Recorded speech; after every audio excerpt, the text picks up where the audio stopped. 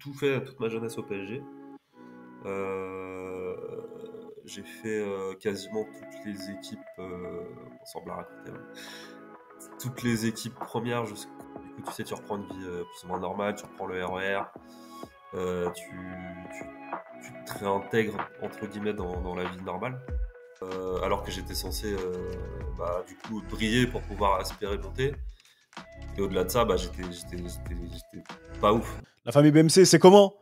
On dit souvent que nous, faisait partie des 1%. Notre invité, il fait partie des 99%. Pourtant, il a joué au PSG, à l'INF Clairefontaine, et il a un master en marketing. Et franchement, vous savez quoi? C'est un vrai champion. Si tu veux savoir de qui on parle, de quoi on a parlé, reste branché, on est parti. Ballon, main, corps, let's go. Salut à tous et bienvenue dans un nouvel épisode de Ballon, main, corps, BMC, la réunion de famille hebdomadaire. Comme d'habitude, ça bouge pas. Et je sais que vous allez dire, hey, Seb, t'es relou, t'es toujours en train de dire ça bouge pas. C'est vrai, c'est une réunion de famille, dans tous les cas. Et on l'a dit souvent, aujourd'hui, encore plus que d'habitude, c'est vraiment une réunion de famille. Donc, si vous voulez du protocole, si vous voulez des trucs comme ça, c'est pas chez nous. Donc, dans tous les cas, on est là, on est ensemble. ATL, Jack Steller, ex-Jack Steller, ATL, parce que ouais, d'abord, je commence par Ricky, mais bon, on en parlera. ATL, honneur à toi. Comment ça va, el professeur? Ça va, j'ai l'impression d'avoir une journée à la Ricky, sauf que j'ai réussi à me pointer à l'heure.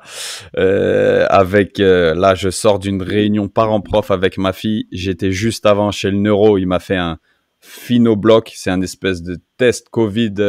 On te rend 2 tiges comme au test Covid pendant 15 minutes et on t'injecte des numbing, un produit qui endort un tout petit peu pour redéclencher tes neurones, voilà, pour calmer un petit peu mes maux de tête et tous les symptômes qui sont encore liés à ma commotion que je traîne depuis 8 semaines. Qu'on se le dise, ça commence à pas sentir très très bon. Même je vois, tu sais, à la tête des docteurs et des kinés quand ils m'adressent la parole et quand on parle du protocole de reprise et tout. Je vois bien que ça commence à en faire flipper plus d'un sur le temps que ça prend et tout. Ce qui est marrant, c'est que tu as 38 ans et tu l'as vu pour tout le monde. Et les gens te traitent encore comme si tu étais un enfant du style, genre, ils réalisent pas, tu sais, on peut pas lui dire, on va pas, enfin, tu vois. Et donc, tout tranquillement, on vient à réaliser que c'est pas super joyeux, c'est pas super terrible, en tout cas pour la fin de saison, quoi qu'il arrive. Mais même pour la suite, parce qu'il y a des risques. Donc, voilà, tout dans cette démarche-là. En plus, c'est une grosse semaine pour le club, pour mon équipe, parce qu'on a un dernier match de la saison ce samedi contre le rival Orlando, là-bas. Et en fait, on est obligé de gagner et espérer 3 résultats favorables dans un second temps. Donc, voilà, il y a une petite dynamique parce qu'on a gagné le week-end dernier. Le football dans toute sa splendeur, mais paradoxalement, tu vois, le moral est bon. Je sais pas si c'est, tu sais, un espèce de, je suis un peu sur une autre planète et ça va me frapper quand je vais réaliser que j'aurais fait 9 semaines sans jouer, sans m'entraîner, et que ensuite il faudra avoir des discussions crues. Mais vraiment, le moral est bon. Grave, ça me fait plaisir d'être comme d'habitude à notre réunion de famille hebdomadaire. Et alors là, c'est vraiment famille dans le sens premier du terme. C'est la famille directe, hein, direct, Seb. Mais bon, comment ça se passe à London et puis ensuite on met les pieds dans le plat. On met les pieds dans le plat. C'est moi ou bon, tu t'es pas entraîné, mais tu sais, j'ai vu sur les réseaux à un moment donné, il y avait une photo, la pointe du pied tendue, David Beckham. David Beckham, tu vois? Ouais. Parce qu'en fait, non, parce que je peux m'entraîner, je peux pas plonger, je mets pas les gants, tout ce qui a un impact avec la tête naturellement. Donc du coup, je suis joker, tu sais, sur le côté d'un exercice de conservation. Je fais des centres. En fait, le staff est top au point de, tu sais, je suis à moitié entraîneur des gardiens, je fais les jeux de touche, je me retrouve en appui, je fais des centres, je participe parce que ça me démange, tu vois, et que en plus l'exercice physique est bon pour la rééducation. Mais je suis controlled dans tellement de ways que ouais, il y a des photos, ça fait plaisir d'en poster une petite, mais ne croyez pas ce qui se passe sur les réseaux sociaux. C'est vraiment plus, tu vois, parce qu'il y avait un petit swag, non? Le genou, il est là. Non, non, non, franchement, il y avait un grand swag, pointe du pied tendu, j'ai kiffé, j'ai analysé l'archétype, tu vois, et tout, j'ai dit non, franchement, il est là. London. London, je sais pas. Non, ça va. Tu sais, c'est la semaine, fin de semaine internationale, c'est bizarre. Tellement on bouffe du ballon, tellement tu as du foot tout le temps, que là, j'ai fait une petite overdose de foot. Il y avait les matchs internationaux, j'ai regardé un peu, pas tous, mais après, dans l'absolu, ça va. Mon nouveau régime alimentaire fonctionne très bien. Je suis très content de ça. C'est quoi? C'est sans protéines, hein, c'est ça? Que du... Non, Que non, des protéines? protéiné et Ah oui, oui, pas de carbs. pas de carbs et tout. Au début, c'était dur. J'étais là, j'étais en manque d'énergie. Mais c'était une croyance limitante aussi à croire que parce que tu ne manges pas ça, tu vas être faible. Alors qu'au final, non, c'était un besoin. Donc, je l'ai fait.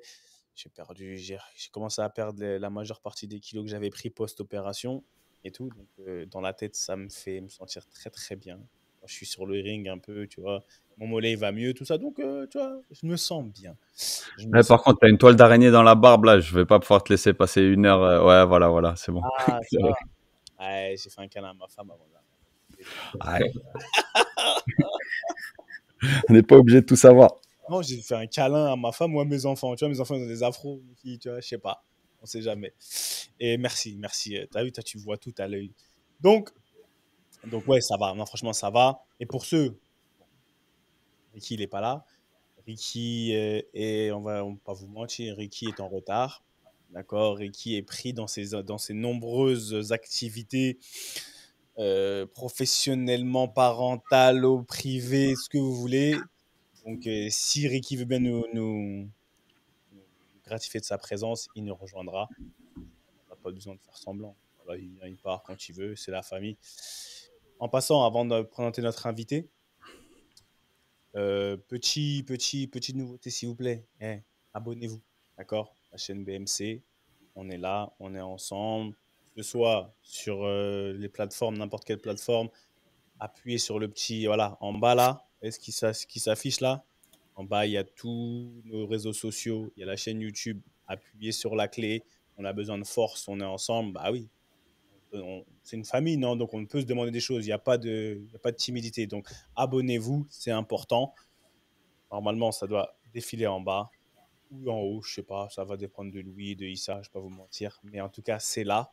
Abonnez-vous, on est ensemble. Back to the subject. Comme on fait que répéter, c'est la famille Claire. Et qui dit famille Clairefontaine? Tu connais.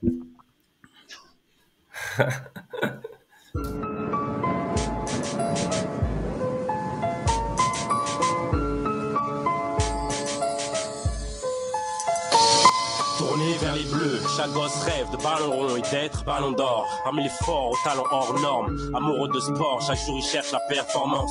Comme leur dernière chance pour que leur talent perce en France. Et les centres de formation bercent l'enfance de ces jeunes battants dans des entraînements hyper intenses. Et nul ne perd son temps, quand c'est fait avec passion, avec patience. Et si tu craques, tu perds ta chance, tu perds ta science. Football, mec, pense à l'équipe avant de foutre le sbeul. Tu seras peut-être pro d'ici peu, ou successeur de Zidane si t'es pas trop dissipé. Même les prodiges payent leur manque de concentration. Et Clairefontaine n'est pas un parc d'attractions. La consécration. On a vu le sourire, hein, mesdames et messieurs. Génération 86. Parce que c'est la nôtre au final, famille Claire et Génération 86, parce qu'il y a une mention spéciale pour la G86. Notre frère, notre frère, ami, Loïc Legare. Loïc, ça va?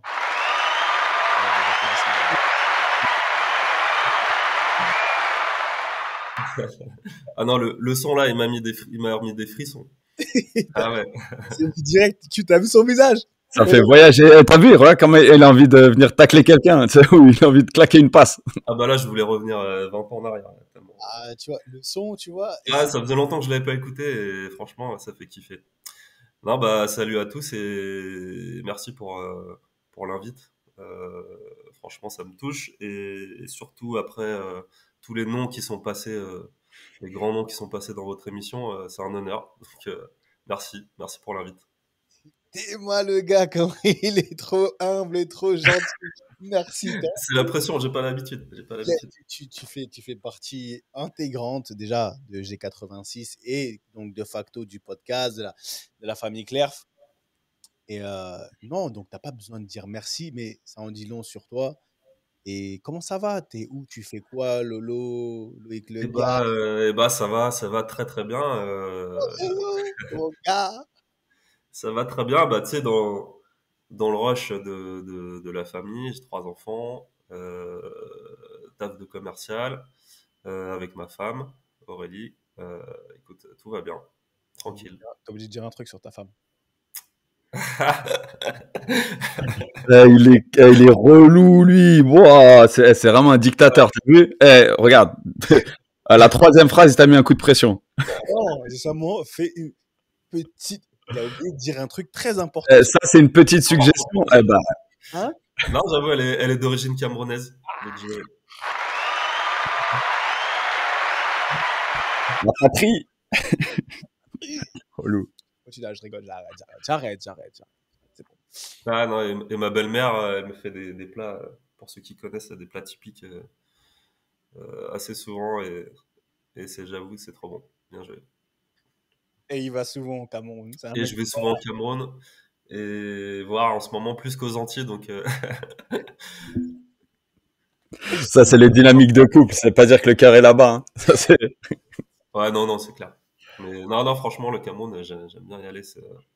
C'est hyper dépaysant, mais les gens, ils sont hyper cool là-bas. Et puis en plus, la belle famille, elle est un peu de partout là-bas. Donc je bouge, Kribi, Yaoundé, voilà, tout ça. Donc, Bah, c'est parfait. On va faire un podcast géographique sur le Cameroun. Hein. Allons-y.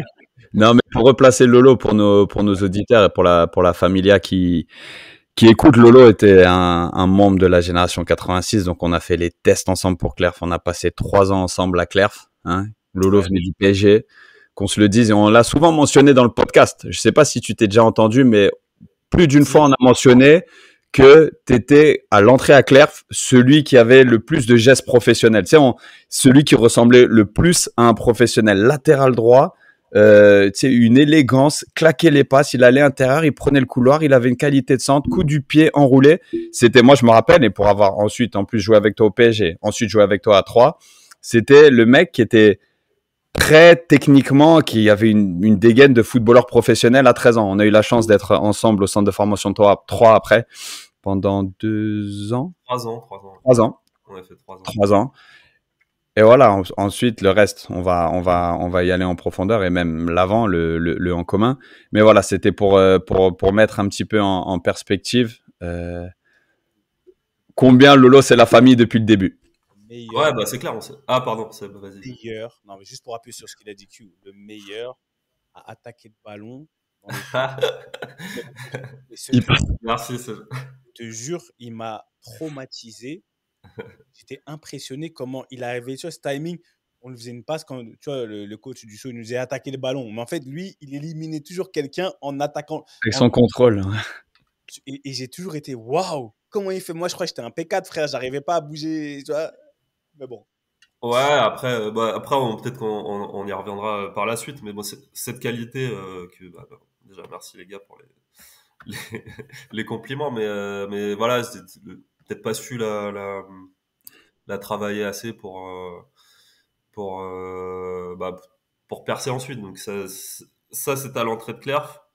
Et après, voilà, on a eu pas mal de chemins ensemble et tout. Et le fait de ne pas avoir peut-être pris conscience de cette qualité, vous exposez, voilà, c'est peut-être aussi une des raisons pour laquelle j'ai pas été plus loin. Mais bon, on en reparlera. Non, bah justement, dis-nous un petit peu plus, parce on fait pas du tout chronologiquement. Mais comment ça s'est passé une fois qu'à 3, on te dit, voilà, Lolo, tu as joué tous ces matchs en réserve parce que tu étais un taulier de la réserve.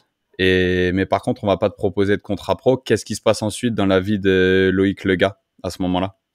Alors à ce moment-là, je suis contacté ou 3, je sais plus trop comment ça se passe. Ils me mettent en contact avec des clubs, d'autres clubs de réserve, notamment tu as connu La Chapelle-Saint-Luc ou des clubs comme ça qui jouent en CFA, qui m'ont contacté ou que 3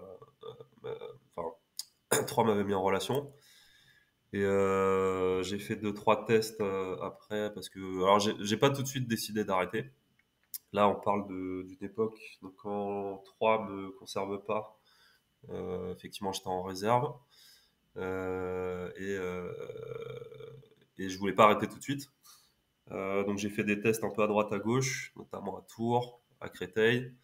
Et à Tours, en fait, donc c'est le dernier test que je fais où je me blesse alors assez gravement. J'ai cru que je m'étais fait les croisés. En fait, c'était une entorse du genou. Et là, à 20, j'avais 20 piges, enfin 21. Voilà, on me dit, écoute, c'est compliqué le foot, ça commence un petit peu à se boucher, on va dire. Donc, est-ce que tu repars vraiment de plus bas pour remonter, ce qui est un choix et ce qui est respectable, et j'aurais pu y arriver comme ça, ou est-ce que je la joue sécurité et de me dire, bah si, peut-être que si je me dis, j'arrête pas maintenant, à 25 ans, t'auras pas de diplôme, rien, et même pas le foot. Donc j'ai fait un choix assez compliqué. Donc c'est à peu près un an après avoir arrêté 3. Donc j'étais un peu en récup de blessures, des tests qui n'étaient pas forcément concluants. Donc là, il faut faire un choix. Mes parents m'ont beaucoup aidé dans ce choix, mais voilà, je me suis dit, à peu près à 21 ans, voilà, on arrête. J'ai réussi à avoir le bac à 3, bac ES.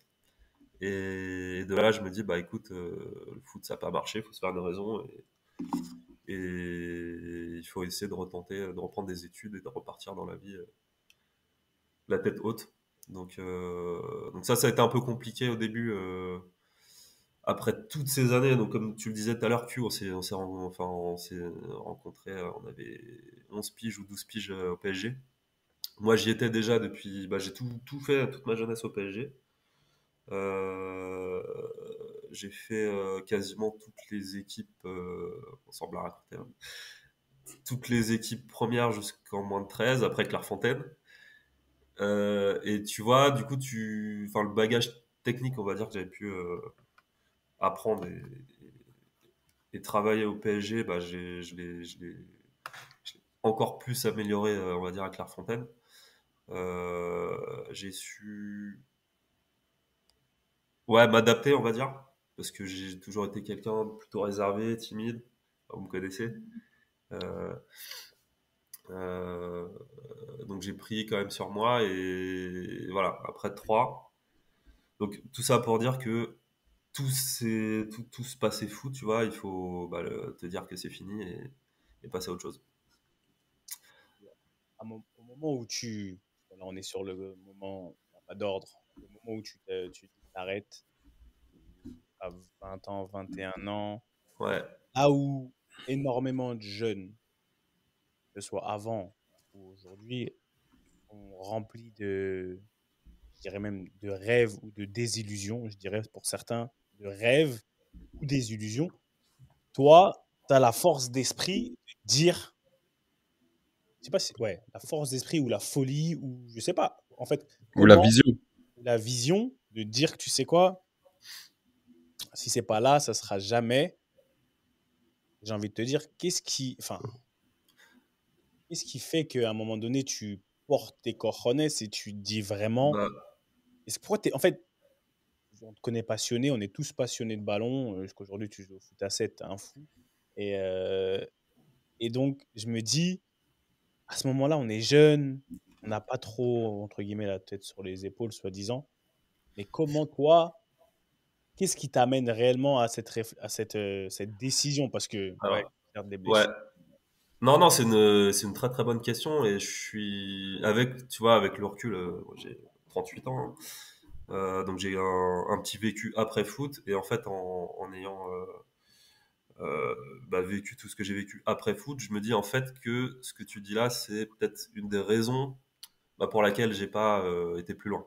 C'est-à-dire que j'ai trop réfléchi, j'ai trop, justement, j'ai trop eu cette facilité à me dire, bah, le foot, c'était très bien, j'ai kiffé et tout, mais maintenant, voilà, le rêve il est fini, il faut se remettre dans le truc. Alors que tu vois, si j'avais peut-être été plus persévérant, un peu plus à l'époque, un mental un peu plus fort, tu vois, je me serais un peu battu pour pas que ça se finisse. Et donc je pense que ce que tu dis là, c'est un peu le revers de la médaille. Cette réflexion et ce recul que j'ai eu à l'époque, et que j'avais peut-être déjà un peu avant inconsciemment. Donc, quand j'étais à 3, j'avais déjà des périodes de doute, tu vois, c'était pas non plus...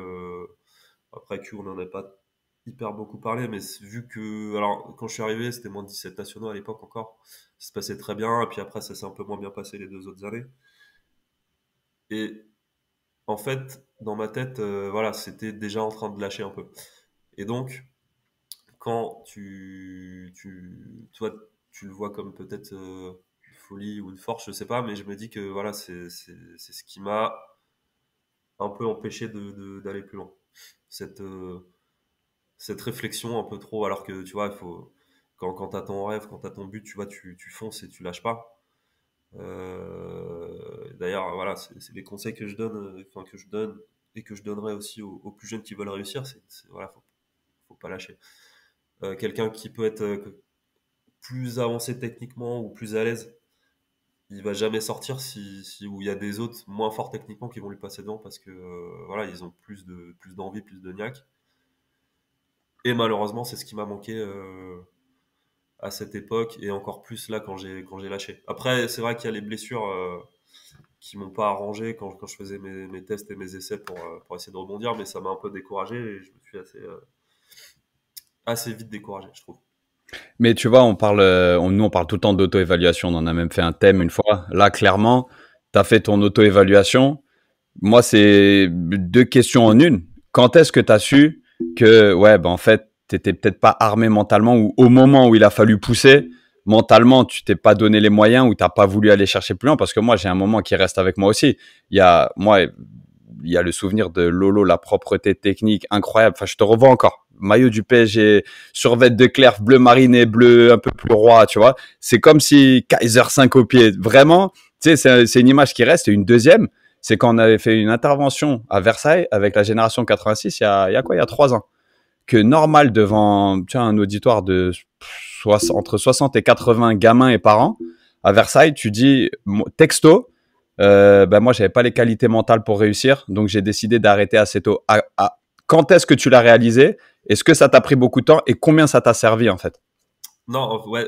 En fait, sur le coup, du coup, effectivement, je me dis pas que je suis plus trop motivé, etc. Donc, en fait, c'est au fur et à mesure du temps. Du coup, quand je reprends les études, du coup, tu sais, tu reprends une vie plus ou moins normale, tu reprends le RER, euh, tu, tu, tu te réintègres entre guillemets dans la vie normale, entre guillemets. Et c'est là où tu te dis, en fait, voilà, j'avais la chance, j'avais tous les éléments réunis devant moi et voilà, il fallait, il fallait y aller, quoi.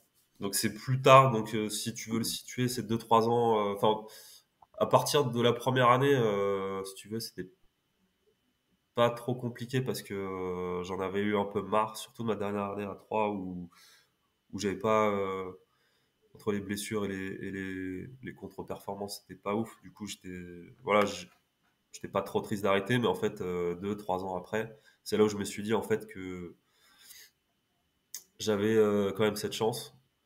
J'ai pas de regrets parce que tout ce que j'ai vécu à PSG, Clerf, 3, c'était juste incroyable et s'il fallait le revivre, je le referais 10 fois. Mais là, clairement, avec ce que j'ai vécu depuis, voilà, je referais pas les mêmes erreurs. Après, si je reprends mon cursus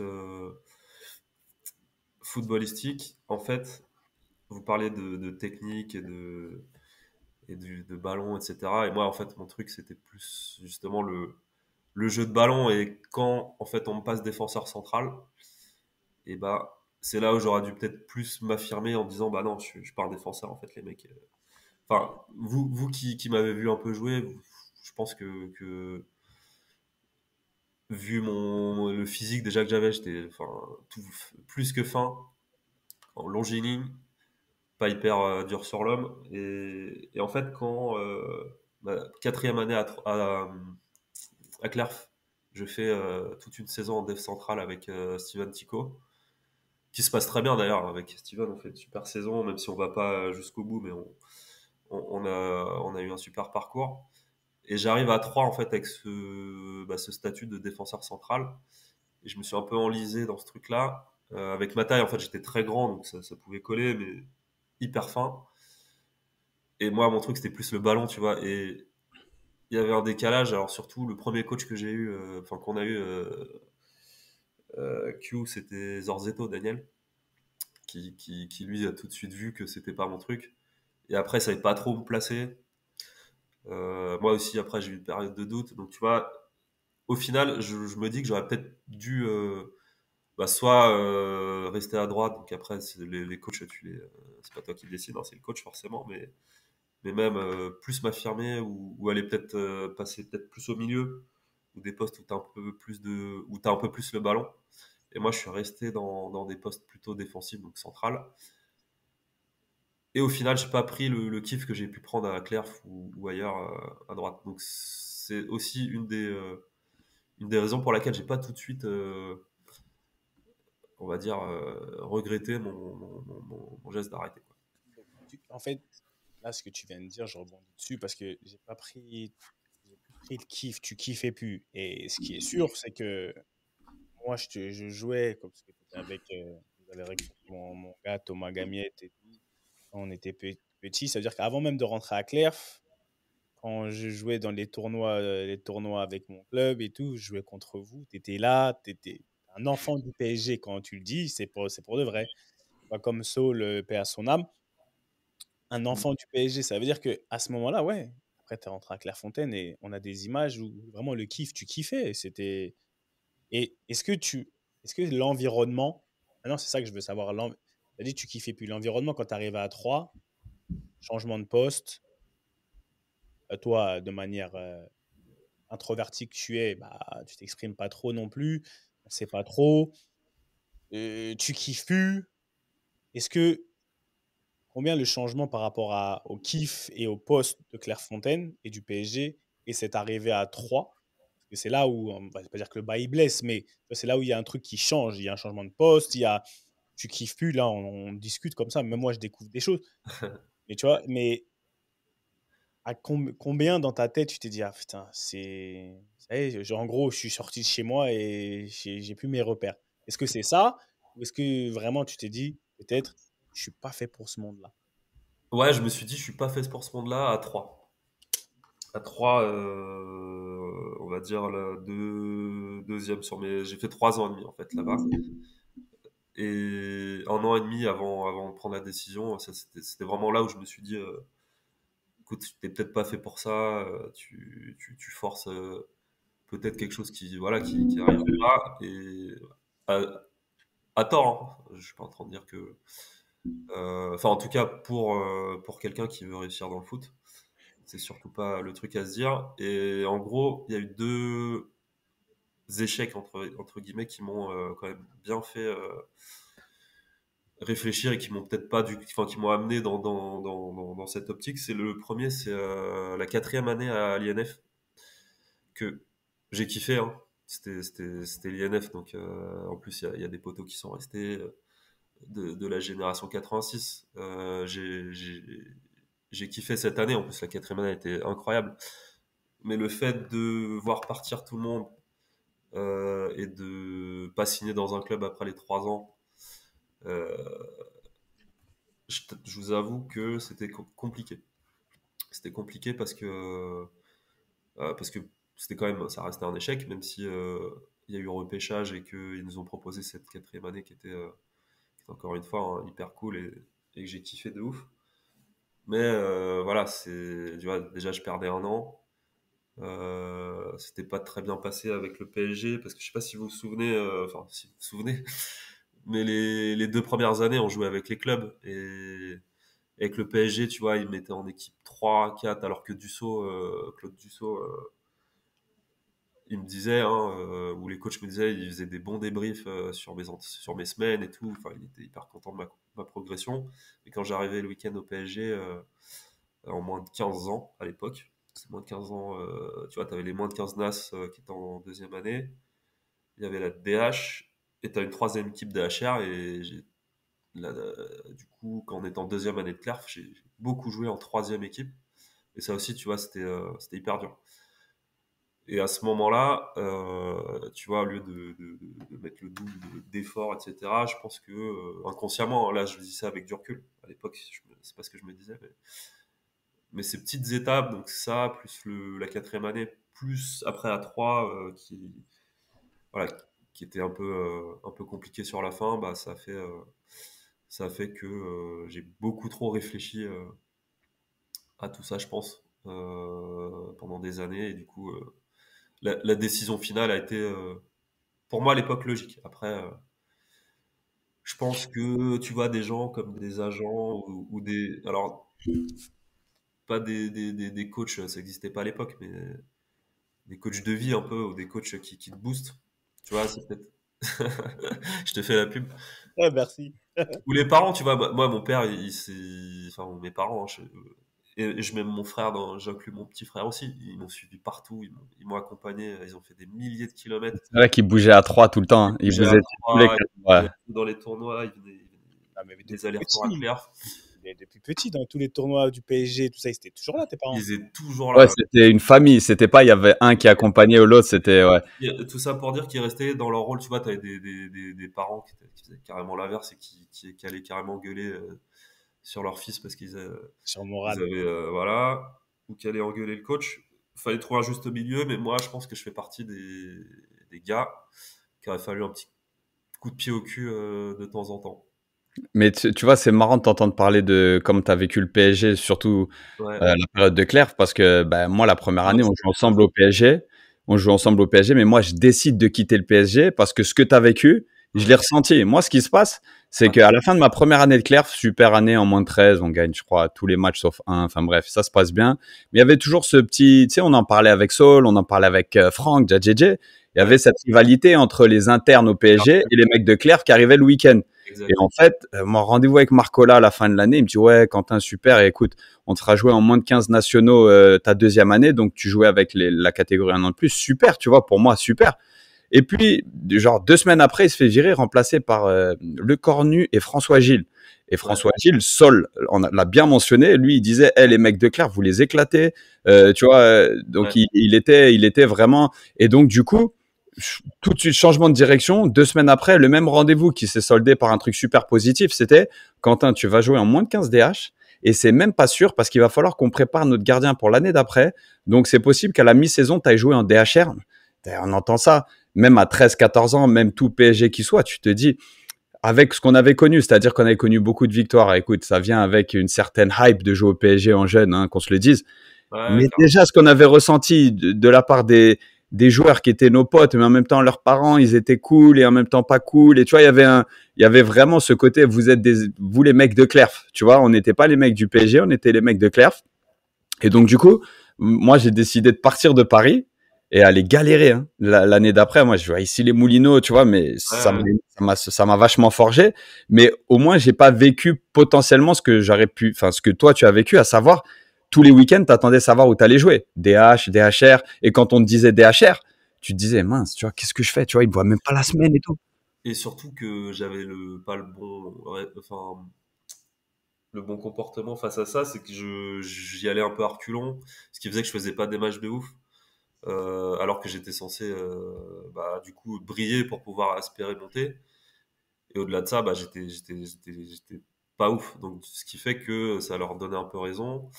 Et moi, je l'ai hyper mal vécu parce que donc Monsieur Dussault venait me voir. Enfin, il m'avait parlé 2, 3 fois avec mon père en disant ouais, j'ai parlé à. Donc, je pense que c'était François Gilles à l'époque, hein, le responsable du PSG. Il faut que tu joues au moins en DH.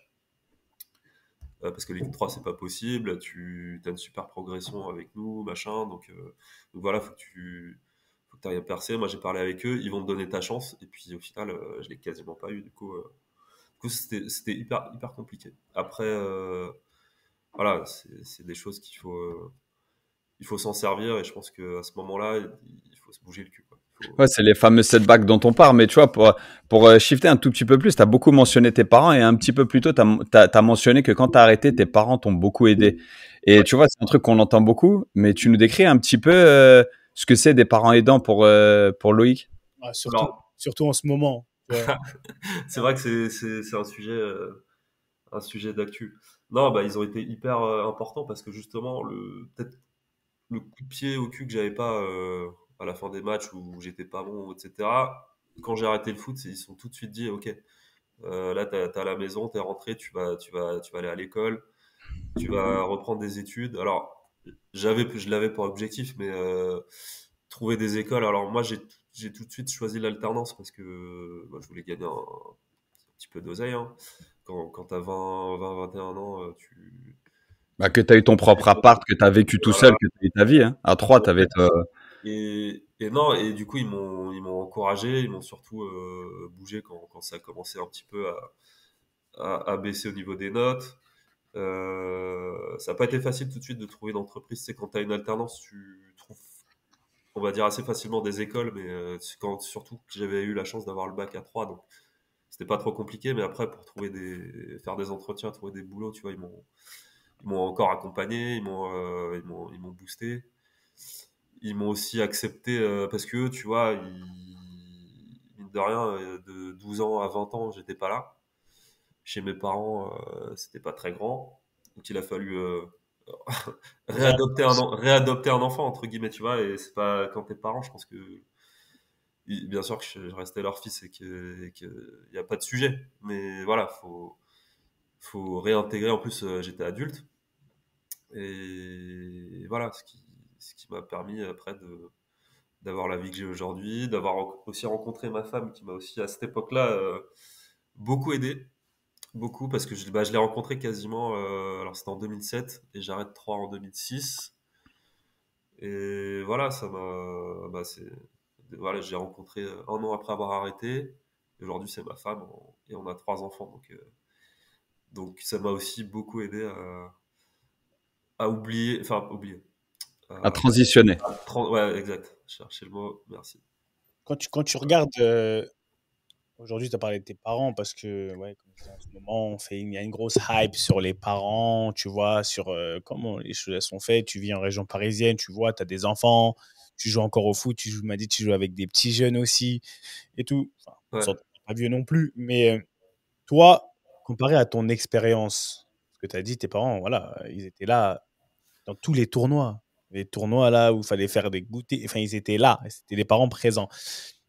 Quand ils t'ont pas fait d'ingérence dans ta carrière de jeunesse, mais ils t'ont poussé au moment où il y avait, tu vois, ils ont senti, au moment sur cette transition éducative, on va dire, dans le monde professionnel, cette réintégration, parce que comme tu l'as dit, tu l'as super bien dit, pour moi, tu dois te réinsérer dans la société, parce que le football étant Dans mon appart. voilà, un monde à part, pour moi, une économie et une pensée, un monde parallèle, il faut se réinsérer et se réintégrer. Tes parents aujourd'hui, comment tu les vois, enfin ce système familial, tu vois, par rapport aux deux situations? Est-ce que des fois tu peux dire, ah papa, maman, vous auriez dû quand même, de la même manière que vous m'avez poussé pour les notes, pourquoi Ouais. vous m'avez pas poussé comme ça pour le foot? Est-ce que tu peux En- dire ça ou pas? Non, parce que c'est vrai que quand je dis que j'avais peut-être besoin d'un coup de pied au cul ou d'un truc comme ça, d'un autre côté, tu vois, mon côté réservé, c'est un peu aussi c'est un gros défaut. Surtout encore plus à l'époque. Maintenant, j'ai su Ah, Ricky, il n'est pas là, un petit peu vous auriez fait deux. passer au-delà, On mais, l'a beaucoup entendu, ça. Franchement, on dirait Ricky qui parle, frère. mais en fait, ils le savaient même pas. Enfin, surtout ma période de 3, j'étais un mur. Enfin, tu vois, je leur disais pas que j'étais pas. Même Q, je suis sûr que si on avait peut-être un peu plus parlé à l'époque, enfin, ou si j'étais un peu plus bavard, je t'aurais peut-être dit, bah là, tu vois, je suis un peu en bad ou ça va pas trop. Et mes parents, tu vois, ils l'ont pas du tout capté. Pour eux, ça se passait hyper bien à 3. Alors, je leur disais pas enfin, je leur mentais pas, tu vois, je disais pas, ouais, je joue en CFA ou je joue là où je jouais pas, où je m'entraînais avec les pros alors que c'était pas vrai. Mais je leur disais pas non plus que c'était compliqué, et du coup, ce qui fait qu'ils ont pas forcément pu non plus les mettre les coups de pied au cul, si tu veux. Ils l'ont fait quand ils ont vu que j'avais arrêté et que là, ils ont vu que j'étais avec eux, chez eux, donc ils pouvaient pas le louper. Et quand j'étais à 3 qu'ils me voyaient un peu moins qu'à Clerf, parce que, parce qu'on restait quand même des fois des 3 4 mois, enfin, 2 3 mois en tout cas, sans voir nos parents. Ils le savaient pas, donc du coup, voilà, c'est pas forcément de leur faute. Mais une fois que je suis arrivé chez eux, que j'étais de retour, et que j'ai retrouvé la vie, le RER, l'école, le taf, euh, et même tout ce qui va avec, hein, les sortir en boîte, retrouver les potes avec qui j'ai gardé. Et d'ailleurs, petite dédicace à eux, mes potes de Saint-Germain qui m'ont tout de suite accueilli les bras ouverts. Enfin, on n'a jamais coupé les ponts, même quand j'étais à Clerf et tout, ils me suivaient. Forcément, c'était déçu pour moi parce qu'ils ils se disaient que j'allais percer dans le foot. Et ça m'a aidé aussi à me réintégrer dans la vie, quoi. Bah, justement, tu parles de ton pathway, tu vois, on a parlé de ta carrière, ensuite de ta transition. En gros, tu as fait partie finalement du 99% en ayant été sur une autoroute, entre guillemets, quand on prend le parcours.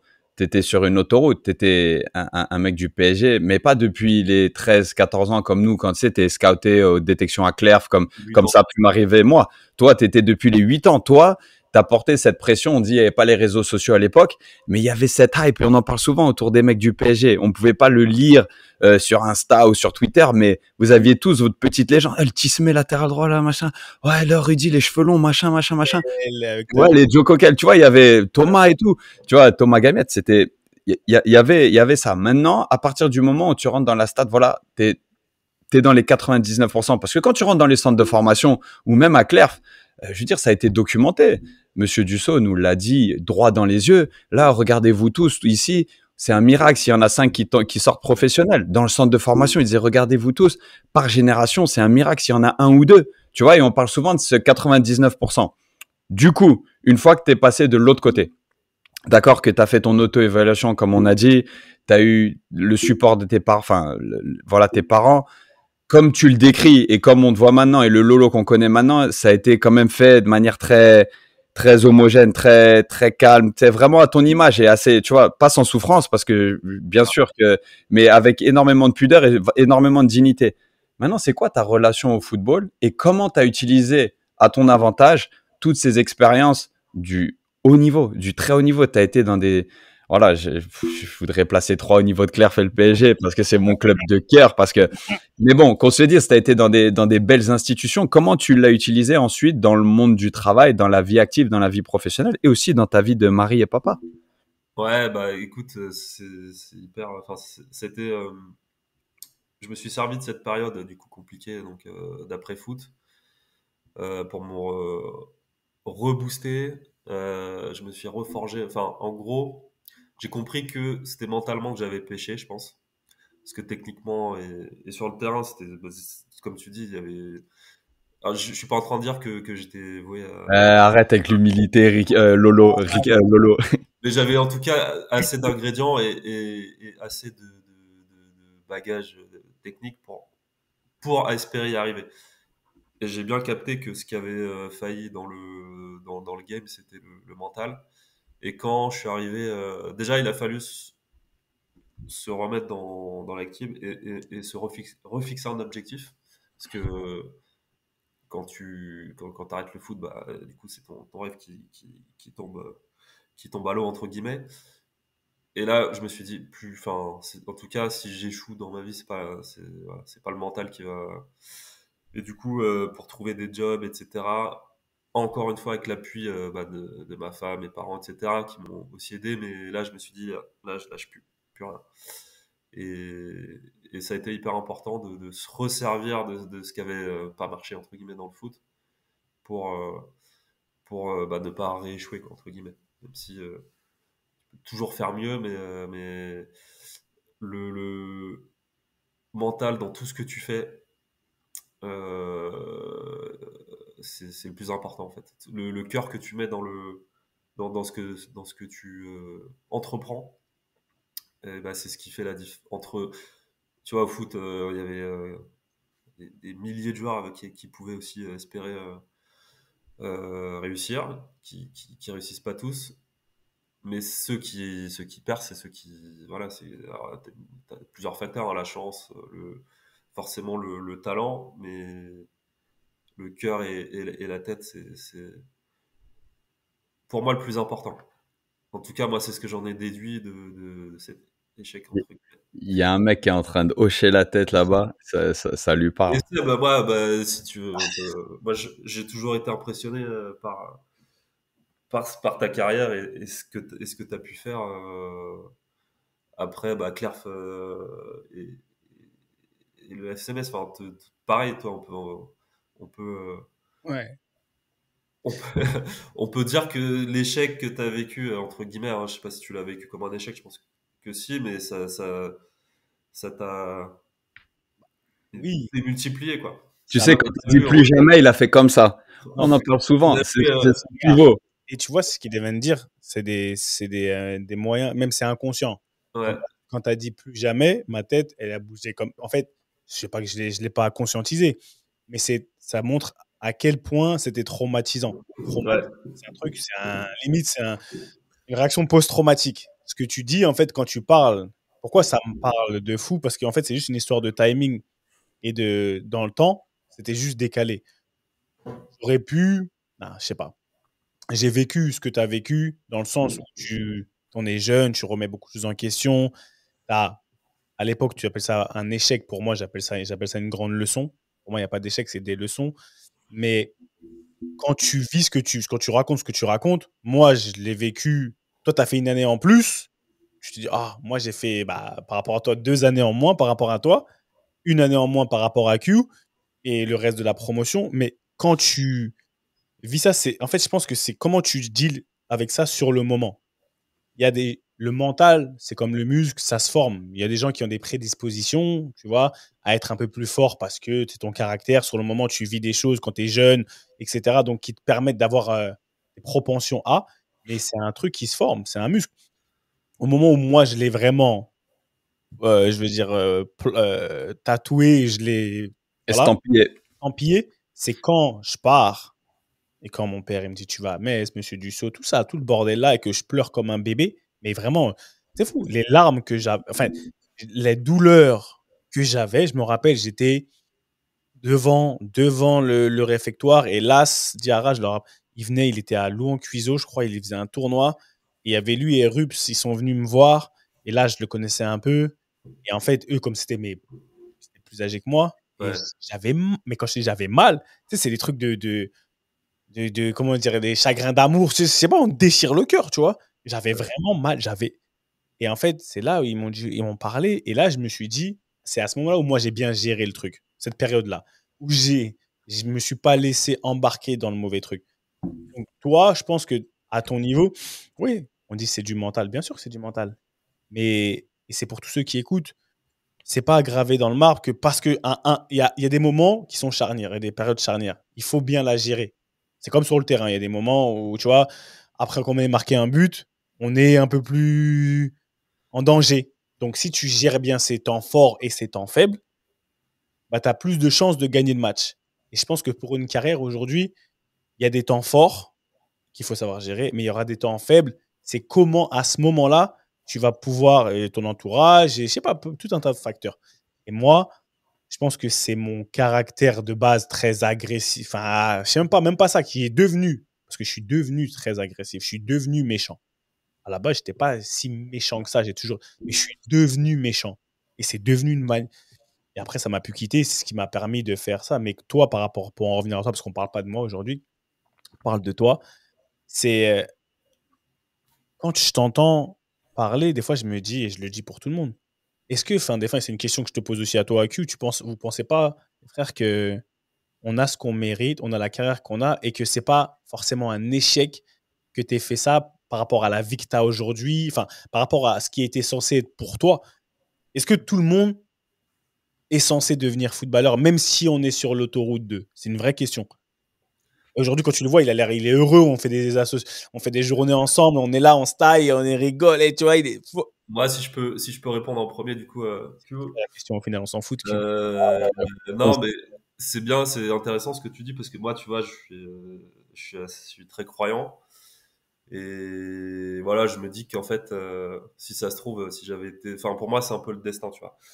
Si Dieu a choisi que je sois pas fou, ça se trouve, tu vois, j'aurais percé, j'aurais peut-être mal fini ou j'aurais pas rencontré ma femme, j'aurais pas eu les enfants que j'ai aujourd'hui.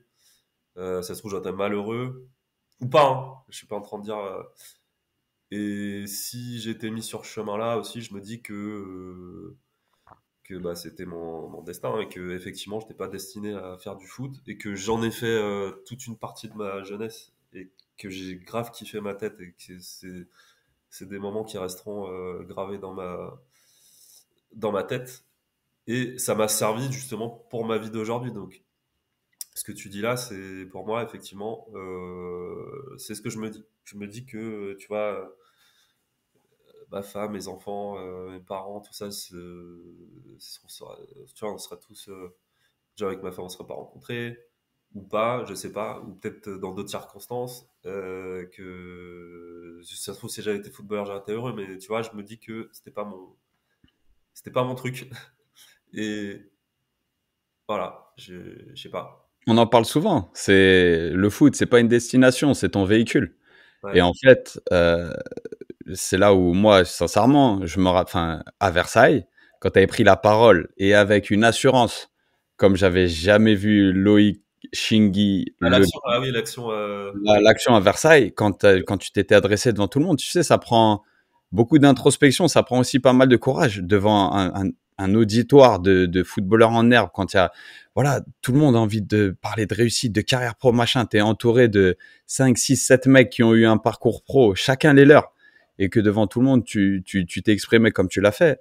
Mon pote, c'est une réussite, ça. Tu vois ce que je veux dire? De valoriser et de mettre en avant ta famille, tes rencontres, ta femme, tes enfants, comme tu l'as fait. Elle est là, la vraie réussite, tu vois. Et fin des fins, comme on aime à dire, à 38 ans, on arrive tous. Je suis en train de m'accrocher à mes derniers moments de football.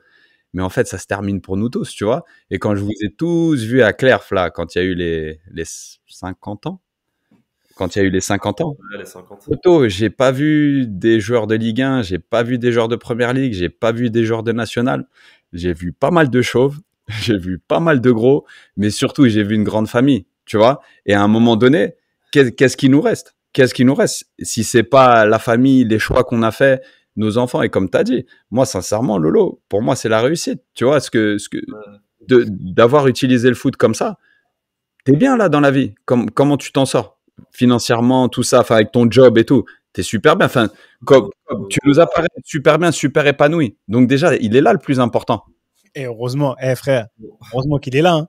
Parce que dans la promo G86, il y en a des teubés. Hein. Quand on fait des actions et qu'il nous sort des termes très, très corporate, tu vois, il nous met un peu de cadre et tout. Heureusement, on se regarde les uns les autres. On se dit, ah ouais, franchement, on est une vraie famille. Hein. Alors, merci. Ouais, non, non, mais c'est clair. Je suis hyper. Enfin, je suis grave d'accord avec ça. Et ouais, bah ah ouais, non, pour répondre à ta question, du coup, oui, ça se passe bien. On a tous nos galères à nos niveaux, mais on n'a pas à se plaindre. Je parle, quand je dis on, c'est avec ma famille. Là, aujourd'hui, je suis commercial dans le BTP. Écoute, ça se passe bien dans ma boîte. J'essaie de monter un peu et de faire mon chemin. Mais non, non, oui, on n'a pas à se plaindre. Les enfants, ils travaillent bien à l'école. J'espère que ça va continuer. Enfin, Mais surtout le grand qui est en CM1. Donc, écoute, parce que tu sais qu'il y a beaucoup de footballeurs ouais, qui arrivent à la retraite et qui rêvent d'être dans ta situation. C'est-à-dire avoir un emploi stable, une famille stable. Non, mais parce que tu sais, le foot, c'est super énergivore et on le sait tous et on aime assez sensibiliser et on est nous-mêmes exposés à ça. C'est-à-dire que quand tu es dans le foot, tu fais bouger tes familles, la stabilité, tu connais pas ou peu, la perspective, tu connais très très peu. Alors ok, ça vient avec un certain confort financier et à des échelles complètement différentes en fonction de où tu joues. Mais c'est un truc que je remarque et parce que ça m'a toujours vachement intéressé, c'est que quand ça s'arrête, où est-ce qu'on est quand on a fait toute une carrière dans le foot? Toi, cette question qui t'a torturé un petit peu ou qui t'a frustré ou à chaque adjectif sa vérité, c'est plus du tout ton problème maintenant. Toi, tu as une stabilité qui est impressionnante et qui fait plaisir à voir. c'est gentil. Merci. Merci. Et non, mais alors, le plus important pour moi, ouais, c'est de, voilà, c'est de te servir de tout ce que tu as vécu en positif, hein, tout ce que tu as eu de positif et de négatif d'ailleurs, de tout assembler et de t'en servir pour, voilà, pour que dans ta vie d'après, on va dire, elle soit la plus fluide possible et de fixer des objectifs, ça c'est très important aussi. Que ce soit enfin, en fin de carrière de foot ou au début de carrière, de tout ce que tu entreprends, c'est Tu vois, important. là, on est sur la fin de ta vie, enfin la fin de ta carrière, pardon. J'ai compris. Lapsus, t'inquiète. Lapsus, que Dieu nous prête de longue vie. Et tu vois, je t'écoute tout à l'heure, t'as écouté le son, ça t'a ramené à Clairefontaine. Là, on parle de ta stabilité. Pour moi, je le dis, je le répète, les gens me disent, ouais, tu fais trop l'ancien. J'ai deux questions. C'est-à-dire, aujourd'hui, comment toi, tu regardes le foot?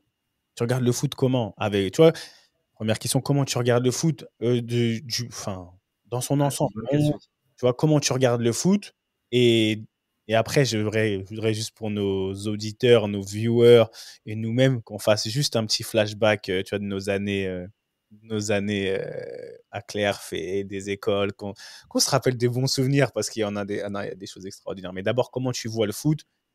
Ton feedback, ta critique, et la critique, c'est pas forcément négatif, il y a de la critique positive. Comment tu regardes le foot? En fait, Le foot et les footballeurs. Ça, c'est un ouais, bah, en fait, ça a bien changé depuis enfin, depuis notre époque, hein. C'est pas comme un vieux, mais, enfin, même si Q, il est encore dans le game et toi, tu t'es arrêté il y a pas longtemps, mais là, aujourd'hui, c'est vraiment l'argent. J'ai l'impression même, tu sais, quand j'écoute les parents de jeunes et tout, ils veulent tous prendre des contrats le plus tôt possible pour leurs enfants, etc. Donc ça existait déjà à notre époque, mais aujourd'hui, je trouve que l'argent dans le foot, malheureusement, ça n'a pas forcément que des bons côtés. Il y a des bons côtés forcément, mais c'est pour moi un peu en train de pourrir le game. Même si je trouve que tactiquement et techniquement, si tu parles, ça a pas trop changé, il n'y a pas de souci. Mais moi, mon regard maintenant, il est hyper critique envers les joueurs, tu vois, qui en font pas assez ou qui trichent un peu, tu vois. J'estime les repérer. Et voilà, je me dis que, tu vois, il y a des mecs peut-être qui étaient moins forts que lui, qui pouvaient être là à sa place, ou l'inverse, des gars qui ont pas percé, qui peuvent être là. Donc, non, franchement, le foot aujourd'hui, je le regarde comme un fan, tu vois. Je suis, je suis à fond dans le PSG. Mon fils, il supporte aussi le PSG. Et tu coaches? Je suis un supporter. Alors, je coach plus. J'ai coaché l'école de foot à Rueil. Et moi, j'ai arrêté parce que j'avais plus le temps avec le taf et puis c'était un peu compliqué de gérer le mercredi, le samedi, etc. avec le boulot. Mais j'ai kiffé ça parce que tu vois, les enfants, ils sont. Voilà, leur apprendre les bases et tout, c'était hyper cool. Je pense que c'était hyper cool. La transmission toujours, hein. Je pense que quand tu rentres à Clerf, C'est d'une ça. manière ou d'une autre, tu as envie de transmettre, tu vois, parce que quand tu regardes un match de foot, encore plus chez les jeunes, tu te dis, mais comment il gère son 3 contre 2? Mais comment il attaque pas son ballon? Mais C'est c'est vrai, quoi c'est cette bien passe ça. avec 10 rebonds? Tu vois ce que je veux dire? Mais Ouais, comment il fait pas la passe là? Tu vois? de ouf, de ouf. Transversal, la balle et tout, on serait. Ah non, c'est clair. C'est clair. Un pied en croissant. Mais tant le pied, tant le pied. On nous a traumatisés. Non, mais vous vous rendez compte quand même, j'en Les parlais. contrôles aussi, les mecs qui ratent des contrôles. Je me dis, putain, mais comment à son niveau il peut rater un contrôle et tout. T'entends bourricot résonner dans tes oreilles là. De ouf. De ouf. Mais tu sais que j'en parlais avec des Anglais. Ils m'expliquent. Et ils me disaient, ouais, t'étais à Clairefontaine, c'est des éducateurs. Et je leur disais, en fait, j'ai dit, vous vous rendez pas compte de comment on a été matrixés. Et là, ils avaient un ballon, là, tu vois. Et même moi, j'ai eu une nouvelle hanche et une hanche encore qui gâtait. Et je lui dis, jongle. Comment tu ferais jongler tes gens, tes joueurs? Et il montre, il jongle. Et franchement, pas te mentir, hein, ça me déchirait le cœur. Je voyais le ballon, comment il vrillait, comment il Ouais. cognait sur lui-même. Ça faisait zzz. Et après, je lui dis, nah, he ain't good. Il dit quoi? Donne-moi la balle. Et en fait, tu vois, je lui montre comment Le on lacet. jonglait. Pa, pa, pa. Il me dit, mais oh. Et là, je lui explique. Il était comme, en fait, et j'ai vu dans ses yeux, il connaissait, tu vois, Clairefontaine. J'ai vu dans ses yeux qu'il était Et merde, il a dit, ah ouais, on vous apprend. J'ai dit, ah, mais Ébahi. ébahi, conduite de balle. Je dis, regarde, et je conduisais le ballon un peu comme ça, tu vois, mais il dit, mais comment? J'ai dit, ça là, c'est des. Ah ouais, non, mais c'est clair. Et moi, quand je coachais les petits, là, ouais, c'est pareil. Bah, tu sais, t'avais du jonglage, forcément. Contrôle passe, et je les lâchais pas, les petits. C'était marrant. Lolo, me dis pas que tu leur faisais commencer la séance par de la conduite de balle. Ah, si. Non, pas tout le temps, mais si, je l'ai fait. Formation. Parce que- Après, parce qu'il faut savoir, pour nos auditeurs, notre coach, Claude Dussault, commençait systématiquement tous ses entraînements. C'est pas à tout, je vous dis tout, il y en a 4 sur 5. Tous les jours de toute l'année, conduite de balle. Et les premiers, enfin, et les deux autres promotions se moquaient tout le temps de nous, du style, ah ouais, vous savez ce que vous allez faire, entraînement? Bah ouais, conduite de balle. Tu vois, ça arrivait. Même moi qui arrivais en retard la deuxième année parce que j'arrivais du lycée et tout, il me ouais, disait, vas-y, commence avec ta conduite de balle, comme si c'était un prérequis, tu sais, pour rentrer dans un entraînement. base. Fallait faire et c'était pas, on faisait pas 3 minutes, hein. C'était un bon 10 minutes de conduite de balle. Toucher le ballon à chaque foulée. Nan, nan. Ah, c'était la base pour lui, ouais. Mais De balle tout le temps. ouf, de ouf. Et après, conservation de balle. Les conserves. Et c'est là où tu m'impressionnais sur les conserves, frère. Et j'arrivais pas à l'attraper. Tu sais, attaques. Passer devant. Non, il te passait devant, il avait ce timing et tout. Et c'est quoi tes meilleurs souvenirs de perf? Tu sais que, enfin, juste pour rebondir sur ce que tu dis, ce genre je me souviens très bien me forcer à le faire, tu vois, bah, c'est lui qui le disait. Ça marchait un peu, et ces choses-là, je trouve qu'en match, je sais pas si c'est pas quelque chose que enfin, je me servais pas de ce, entre guillemets, hein, ce savoir, ou de cette force en match, je trouve. J'étais trop dans mon job de latéral, entre guillemets, et je dépassais pas mes fonctions. Et pourtant, tu vois, à l'entraînement, là, dans les conservations, je me forçais à le faire, je me rappelle. Et ça marchait ou ça marchait pas, mais c'est pas, du coup, en match, c'était plus bridé, tu vois. Et, euh, et voilà, ouais. Et là, vu qu'on est en famille et tout, parce que tu sais, c'est une question qu'on pose pas forcément, parce que je sais que pour certains, ça génère de la frustration. Comment tu nous as perçus ensuite? Est-ce que tu as suivi nos carrières? Tu vois, on va inclure Ricky dans le lot, ou même les gens de notre promo, mais à tous les trois, tu vois comment? Parce que je sais que pour certains, on en a souvent parlé, il y a une espèce de période de deuil où tu fais un rejet total. On a des frères de la promo qui nous ont pas calculé. On a eu des super conversations Ouais. avec la promo, mais peut-être partager, tu vois, à nos auditeurs comment un Loïc Lega a vécu la carrière du coup à côté de ses frères de Clerf. Ouais, bah écoute, moi j'étais hyper impressionné par vos carrières. Et encore félicitations, mais non, bah, c'était une dinguerie. Alors, déjà, la tienne Q, je l'ai suivie au départ, hein, de plus près, parce que bah, tu étais à 3, et du coup, bah, j'étais quand même, je suis resté quand même très attaché, même si moi aussi, à cette période, j'ai eu un peu un rejet du foot et de l'époque. Et je me souviens qu'à cette époque, alors, c'était le tout début des réseaux sociaux, donc allez, c'était les débuts de Facebook quand j'ai arrêté, hein.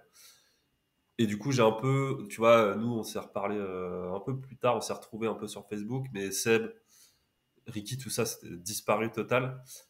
Et j'étais hyper fier de dire à mes potes, quand je voyais bah, Q à 3, Seb à Tottenham, Newcastle et tout. Tu vois, j'étais avec lui et tout. Et c'était une fierté de ouf. Ricky à Rome. Et Vocara, je les ai suivis, mais de près de ouf. Surtout Seb après au Cameroun, donc vu que ma femme a des origines du Cameroun, j'ai tout suivi. Et en fait, j'étais hyper fier de dire à mes collègues, à mes potes, tu vois, ces mecs-là, ils ont joué avec moi, quoi. J'ai joué avec eux, et j'ai vécu avec eux. Le mec, je lui coupais les cheveux quand je parle, vous trois, bien sûr, des carrières de ouf. Mais Blaise, je disais à mon fils, je lui coupais les cheveux quand on était au centre de formation, tu vois, faire des conneries comme ça. Et j'étais hyper fier de ça, vraiment. Et, et quand j'ai vu le Seb, par exemple, depuis le rebond à Metz, ou déjà juste le match qu'on avait fait, je sais pas si tu te souviens, troisième année peut-être. On l'a évoqué la semaine dernière avec son coach. Donc de là jusqu'à ta signature pro à Metz, plus après l'exode en Angleterre, etc. Voilà, moi, à l'époque, non, c'était pas l'équipe du dimanche encore, c'était déjà fini, mais je suivais tout, Internet et tout.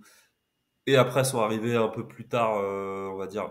Enfin, je m'y suis mis aussi plus tard les réseaux, Facebook. On s'est retrouvés là il y a quelques années, donc là on a pu reconnecter. Mais effectivement, avec, j'avais pas la rage, hein, mais avec le recul que j'avais, je me suis dit bah le foot, c'est toujours ma passion, hein, mais je mets de côté. Mais malgré ça, j'étais hyper fier de vos carrières. Et j'étais hyper fier de raconter à mes potes et mes collègues, putain les mecs, ou même à mon fils là récemment, Seb Basson, Quentin, Ricky, c'était c'était avec eux que je jouais, tu vois, quand j'avais ton âge, tu vois, donc ou plus vieux. Les enfants, ils ne croient pas des fois. Et ouais, et puis j'essaie de retrouver les photos, les trucs, et puis même, tu vois, un truc tout con là, juste rien que la discussion WhatsApp. Je disais à mes collègues, tiens, regarde les mecs, il y a Quentin Westberg, il y a Seb Basson, il y a Ricardo. Bon, ils me demandaient s'il n'y avait pas à thème, mais je dis non, c'est pas. Mais tu vois, enfin, j'étais hyper fier, vraiment, et même toujours aujourd'hui, de dire que j'étais dans vos équipes de jeunes, quoi. Et que, voilà. Ah non, Ça c'est fait, partagé, mais c'est marrant, tu vois, c'est bien, ouais. c'est marrant de l'entendre parce que je partage le moment de la rage, t'inquiète, hein, je le partage. Ouais, après, enfin, la rage, c'était plus envers le foot, pas envers vous, Oui, oui, ou envers qui que nous, ce enfin soit. envers le foot, ouais. Moi, Peut-être à 3, peut-être. petite rage j'ai eu une petite rage envers certains joueurs. Des fois, je choisissais un de vous comme ça de temps en temps, tu vois. Tu mets- Si tu mettais une aiguille dans la, dans la poupée, la poupée vaudou. Et tout ça. Et non, mais plus sérieusement, je trouve ça. En fait, c'est plus pour les gens, pour que les gens ils comprennent que, en fait, c'est un full circle, dans le sens où, certes, il y a des périodes où moi aujourd'hui, comme Q l'a dit, il l'a répété, je le répéterai jamais assez, je t'ai vu depuis les actions, quand je te vois, moi qui suis aujourd'hui dans le monde du travail, et qui suis voilà, dans ma reconversion, transition, tout ça, bah moi je te regarde, je kiffe. Je me dis, putain, laisse tomber, il est trop fort. Il est trop fort et c'est ma manière. J'ai pas ce regard sur le genre de foot. Le football, pour moi, je l'ai un peu. Voilà, quoi. Voilà, franchement, ça m'impressionne pas. Mais par contre, ce genre de transition et le fait d'être là, de parler, voilà, de te montrer sous ton meilleur jour, de t'exposer, de montrer de la vulnérabilité, alors ça, pour moi, chapeau. Et je dis chapeau parce que on vit dans un monde tellement centré sur qui brille, le foot, c'est à croire que. Alors que pour moi, ça donne pas plus de valeur. Je sais pas si. Ouais, l'image qu'on renvoie, si complètement. Si, si, ouais, On si, si. insiste, on insiste énormément sur l'image qu'on renvoie, mais on va pas se mentir à nous qui nous sommes connus depuis l'âge de 13 ans, tu vois. Il y avait un truc, tu vois, je m'en suis limite voulu quand tu sais, tu sais, quand t'as dit tout à l'heure, peut-être que tu l'as vu à 3 que j'étais un peu moins bien. Et en fait, j'ai réalisé que ouais, je l'ai vu, tu vois, mais en vrai, je l'ai vu. Tu comprends et que il y avait un soutien et on avait cette relation particulière parce qu'on se connaissait depuis longtemps, mais qu'on était tellement dans un milieu coupe-gorge que moi, j'étais à 2000 à l'heure dans mon truc. Moi, j'étais en Ouais, sélection, mais j'étais moi, avec les pros, et j'enfonçais toutes les portes, en fait, je réalise. Et attends, on en parle énormément, et tu sais, dans l'introspection, c'est quelque chose, en fait, j'ai tout défoncé, mon ego m'a amené à un certain endroit, mais à un moment donné, il m'a desservi un peu plus tard. Et quand peut-être, il aurait fallu que je mette un petit peu sur pause, que, tu sais, je prenne plus de monde avec moi dans ma quête, ben là, en fait, je réalise, putain, c'est vrai qu'on était très très souvent ensemble, mais qu'en fait j'étais dans un truc où j'avais tu sais, en fait j'avais le couteau entre les dents et je défonçais tout. Tu vois, et ça, je dis merde. Tu vois, le Q de maintenant, il aurait jamais laissé passer ça. Mais à l'époque, c'est vrai que j'étais en mission. Ouais, non, mais et puis enfin, je t'en veux pas et j'en veux à personne. Surtout que moi, au lieu peut-être tu vois, si ça se trouve, ça aurait été quelqu'un d'autre de l'époque, j'ai pas de nom en tête, mais qui t'aurait dit peut-être Q, machin, bon, alors que moi, moi, sous le tapis, quoi. Moi, c'était, je veux pas faire chier qui que ce soit avec mes problèmes, je fais mon truc et je restais dans ma petite bulle, tranquille. Alors que peut-être que justement, si j'avais été te voir, je sais pas, une ou deux fois, ou même toi, Bah, c'était pas venir me voir, c'était me le dire. Parce que se voir, on se voyait beaucoup. C'était Ouais, pas, non, on était c'est clair, quasiment voisins. exactement. Tu me voyais quand même rigoler, tu voyais, tu vois, avec la team et tout. Il n'y avait pas de sujet, mais je le cachais. Donc, C'était pas mal. C'est un milieu, quand tu réfléchis, tu regardes bien, Ah, ouais. c'est un milieu alpha male. C'est même aussi introverti que tu sois, difficile. En fait, tu es quand même programmé depuis l'enfance à évoluer dans un certain milieu. Comme tu dis, coupe-gorge, c'est la jungle.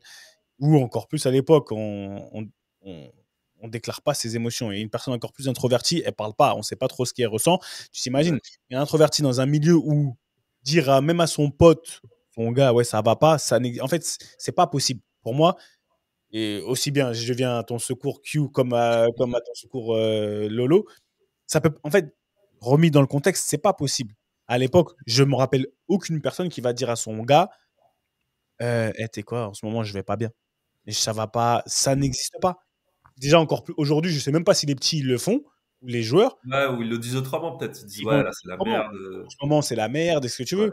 Mais nous, à l'époque, avec tout ce qu'on Ouais. avait en tête, ce que tu regardes autour de toi, tu vois des gens qui sont durs et tout. Et je me mets à la place d'une personne qui est introvertie et qui est un peu, tu vois, rentre dedans. Je pense que c'est 2 fois plus dur. Parce que laisse tomber, elle doit essayer de s'adapter à devenir une autre personne, mais ça sort pas, etc. Tu t'imagines, après, tu es déjà dans le mal. Et tu dois encore aller dire à quelqu'un que je vais pas bien. Et Ah non, c'est clair, c'est pas facile. pour moi, c'était impossible. Donc, ouais, ce qui devait se passer, c'est passé. Et après, moi, mais tous ces trucs-là, tu vois, ça me sert aujourd'hui, tu vois. Comme tu dis, c'est pas forcément des échecs, mais des leçons. Donc, faut apprendre. Ouais. Faut apprendre. Tranquille. Tranquille. En tout cas, non, c'est bien, c'est bien, c'est bien. Franchement, tu sais quoi? Attends, attends, je peux pas remettre le son. J'ai pas le temps de remettre le son, etc. Ah, faudrait que je le retrouve. Je le retrouverai, c'est pas grave. Parce que ton visage, quand tu vas regarder l'émission, ton visage, quand le son il a été joué. Il s'est rapproché, il était comme ça, il était en playback. Non, mais en plus, ça fait hyper longtemps que je l'ai pas regardé. Je suis tombé dessus, je suis retombé dessus, là, je sais plus, il y a quelques années déjà, 3-4 ans, quand il est repassé sur l'équipe, là, les trucs, mais depuis, je l'ai pas. Pendant le Covid. Regarde-le avec tes enfants. Moi, je l'ai regardé avec mes enfants à cette époque-là. Ils avaient, je dirais, à peu près l'âge de ton fils, tu vois. Ils étaient en primaire encore à l'époque et tout. C'était marrant. C'était marrant parce que du coup, après, franchement, pendant une bonne année, il me dit, raconte-moi des histoires de Clerf. Raconte-moi des histoires de Clerf. Raconte-moi des histoires de... Et tu sais que je leur raconte souvent une histoire de 3 où t'es concerné. Je me rappellerai toujours, tu sais, à 3, même dans n'importe quel centre, on avait ramené tous les matelas dans ma chambre, on avait dormi à 4. Il y avait Marvin, toi, Marco Clamy et moi. Et en fait, toi et Marvin, vous étiez endormis. Et Marco Clamy, on avait fait, c'est un de ces jours, Seb, je sais pas si vous le faisiez à Metz, il y avait les pros, l'équipe 2 des pros, la réserve et les moins de 18. Tu sais, ça faisait un espèce de tournoi, tu sais, tu faisais plus ou moins 25-30 minutes contre chacune des équipes, tu vois, on l'avait fait 3-4 fois, marrant. Et puis, Marco Clamy, on débriefait un peu, il était tard. Lui, il dormait. Et Marco Clamy, il me dit, hey, il y a un mec, il est venu, un supporter, il est venu me demander un autographe. Et tu sais, c'était un mec des moins de 18, personne ne le connaissait, tu vois. Et il a dit, ouais, c'est Couberté, tu peux me signer un autographe? Et ce qu'il faut savoir, c'est que c'est Couberté, c'était Jimon Nusu, tu sais, c'était une montagne. Tu vois, une montagne. Et Marco, il était pas. Je me suis mis à exploser de rire. Il a explosé de rire. Et le fou rire, il a réveillé Marvin et Lolo. Et on a eu un fou rire de 15 minutes à, je sais pas, 2 heures du matin. Ah, poteau, c'était un souvenir. Celui-là, et à la fin, ils nous ont dit, vous rigolez pourquoi, au fait? Après, j'avais raconté l'histoire et ils ont rigolé. Ouais, non, c'était trop. Ouais. Ah, en plus, le rire de Marco, il était ouais, le rire de ton rire, tu crois, on en parle de ton rire? Les beaux souvenirs. Bon, allez, ça dit quoi? Tu fais quoi ce week-end, Lolo? Ce week-end, pas grand-chose. Je vais voir mon fils. Ah non, c'est les vacances. Il joue la semaine prochaine. Donc, non, rien de spé. Écoute, on est là, tranquille. On va se reposer. C'est déjà pas mal, le sommeil ici. Ouais. Ils sont exposés à des théories du sommeil. À des théories du sommeil quotidiennes. Non, écoute, on va voir peut-être les parents ou les potes, ouais. ATL, week-end chargé. Émotionnellement d'abord parce qu'on a un gros match qui va définir la suite de la saison. Mes enfants, ils ont un week-end super chargé. Ils ont match samedi, dimanche, les deux grands, et ma fille samedi aussi. Donc, Autant dire qu'il y a 5 matchs, il y a 3 matchs la même journée, il y a que 2 par an et à peu près à la même heure. Donc ouais, toujours de l'organisation. Et ouais, maintenant mes week-ends ils sont un peu balafrés parce que souvent le vendredi j'ai une séance de kiné avec une spécialiste neuro et elle m'éclate pour les 2-3 jours suivants. Donc franchement là je crois que je vais arriver ce week-end et je vais dire ouais laisse-moi avoir un week-end normal parce que là j'ai passé un état migraineux tout le week-end, c'était chaud. Donc ouais, sinon un week-end déterminant professionnellement et puis émotionnellement, familialement chargé. Mais franchement, Lolo aka Shingy, parce que pour les vrais qui se rappellent du rappeur Shingy, on l'appelait Shingy à 3 parce qu'il ressemblait, il aimait bien, t'aimais bien, c'était un bon surnom, hein. C'était un beau gosse Shingy. Un vrai ouais. Mais un grand merci pour ta présence, mon pote. C'était vraiment ça. Tu sais, ça, c'est des épisodes pour nous, tu vois. On vous donne du contenu comme ça, tu vois, comme disait Seb, likez, suivez-nous. C'est pas pour le cloud, c'est pour qu'on continue de vous, tu sais, qu'on reçoive un petit peu de force et qu'on continue à vous donner du contenu, vous faire partager, ben, tu vois, vraiment ce qu'on a vécu dans nos carrières, tu vois. Ce qui marque maintenant, ce qui marque, c'est pas tout ce qu'on a gagné, les trophées, les titres, c'est ses amitiés, tu vois. C'est de voir que notre poteau depuis l'âge de 12-13 ans, voilà, il est marié avec une camère qui avait l'air d'être au coin là. On dirait 1 ou 2 fois, elle a vérifié, tu vois. Il était vraiment des dictateurs, ces camères. Je t'ai cramé, Lolo. Tu regardais 1 ou 2 fois, elle était pas loin de toi. Ah ouais, Seb, purée. Mais il était là. J'arrive. Non, bah franchement les gars, c'était un réel plaisir. Et bah Seb, quand il m'a envoyé le WhatsApp, le vocal pour me dire. Voilà, pour me demander si je voulais participer direct, ça même pas. Mes yeux, ils ont brillé devant le téléphone. C'est nous. Merci, c'est nous qui disons merci. À London, il se passe quoi ce week-end? Un peu comme toi, Q. Tu as vu, ce week-end, je dois aller au match des Spurs contre West Ham. Je vais faire un peu de Ricky. Je dois aller au match là-bas. Je dois faire un truc là-bas.